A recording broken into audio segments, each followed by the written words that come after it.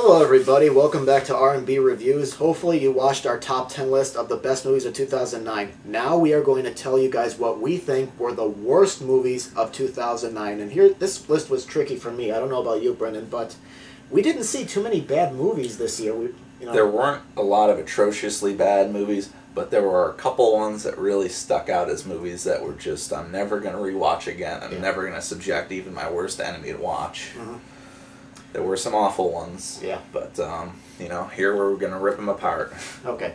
Alright, so Brendan, go ahead and start your list. Okay, for my number 5 worst pick of 2009, I put 2 movies on there. These aren't necessarily bad movies, they just disappointed the hell out of me. That is Friday the 13th and Public Enemies.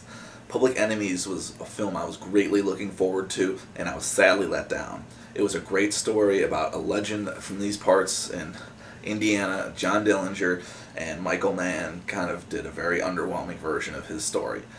Frankly, the 1930s gangsters from the Midwest, frankly, you would need a mini-series to tell their story with great respect. And Friday the 13th was just a basic slasher movie. I kind of wanted something more from it, but then again, we're talking about Jason here.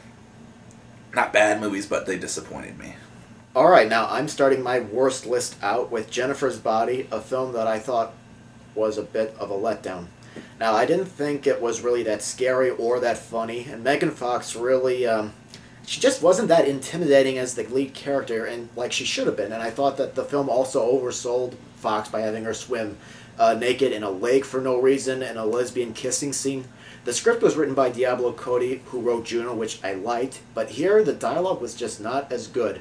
Now, what I really liked about the film was the indie band that sacrifices Megan to the devil for a recording contract. Those scenes were funny, and I would rather have seen a movie about them. But Jennifer's Body overall was just a big disappointment. My number 4 pick is Jennifer's Body. Wow, was this movie just a stinker. This was like worse than something you'd find on cable on like a Saturday afternoon. This was bad. I did not enjoy this movie.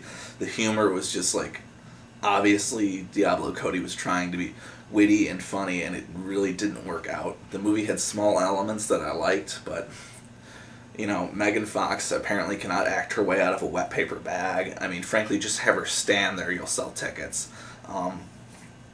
Don't ever talk in your movie, and frankly, to have her be a lead in a movie is a terrible choice. Alright, next on my list is Bruno, a mockumentary and a satire on how far people will go to be famous. Sacha Baron Cohen had created a funny and entertaining film with Borat, but Bruno lacked the spontaneity of that film, and it felt staged as a result. The film has some amusing moments here and there, but it was just not consistently funny, and some of the material fell flat or did not have an ending like in Borat. Bruno was also a character that you just could not really root for. I think Borat worked, but Bruno just didn't work the second time around for Cohen. My number 3 pick is X-Men, Wolverine. This movie was, I'll be honest, stupid. This was just, the effects looked bad. Obviously, when you're coming after, obviously every superhero movie that comes after The Dark Knight is going to be compared to it. This movie was even disappointing by the X-Men standards. Slightly better than X-Men 3, but this was just forgettable. It left a bad taste in my mouth. I'm not going to be rewatching this movie ever, even if I'm forced to. I will pull my eyeballs out. This movie was just unsatisfying.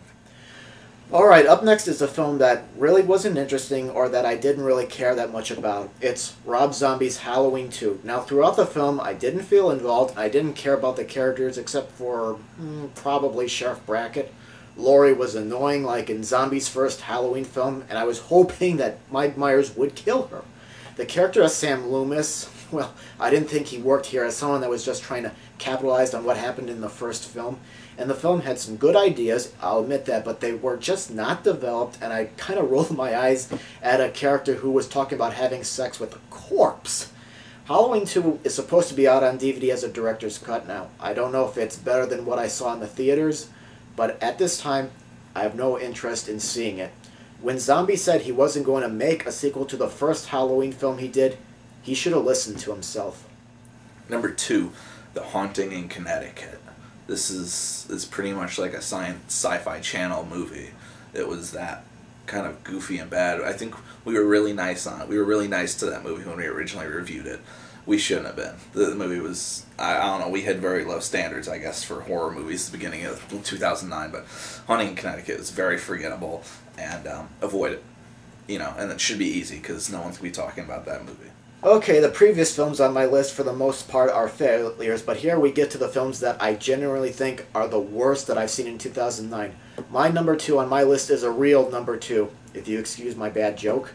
It is Haunting in Connecticut, a cliche-filled movie with no great scares, labored dialogue, the supporting cast was pointless, useless, and the minister character that just happens to come by at a convenient time tries to fix the house. It felt like he was plucked out of another film.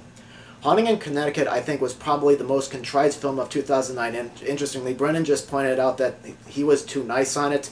When we did the first review, it was me, Dave, and Brennan, the first time the three of us reviewed a movie together. I was the only one that said snuff it, and those two said to rent it. Interestingly, when it came out recently on DVD, Dave rewatched it, and he said he should have given it a snuff it, so I was right, but just to be fair, Haunting in Connecticut, we all agree, just is not a good movie. It was terrible.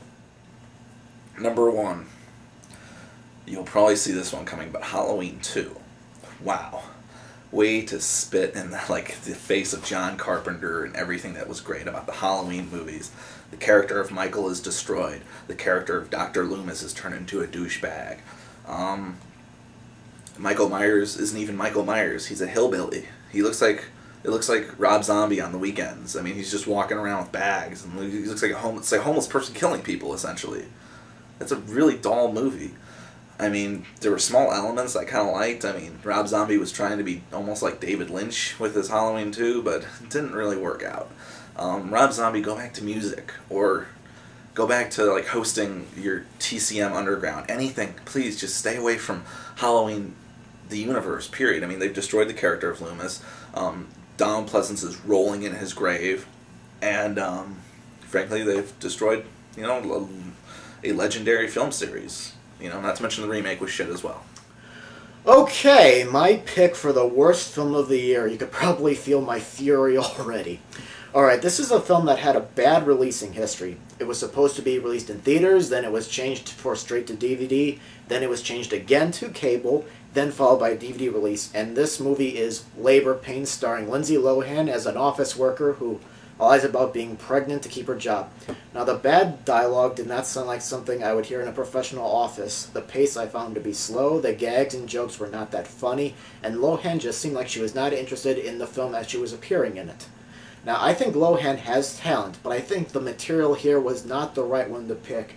She recently has been cast in Robert Rodriguez's Machete film, so I look forward to that, but I'm not looking forward to ever seeing this film again. Alright, so that's our top 5 list of the worst movies of 2009. Feel free to leave any comments on whether you agreed with any of our choices, or go ahead and tell us what you thought were the worst movies of 2009. And also, don't forget, we're still doing our Q&A at the end of the month, so if you have any questions for us, go ahead and put them in the video. And be sure to check out our 1-year anniversary video as well. It's a short one, but there we'll tell you all about the Q&A and everything, and we'll put it as a response to either this video or our top 10 lists. But as usual, thank you for watching, and we'll see you on the next edition of R&B Reviews.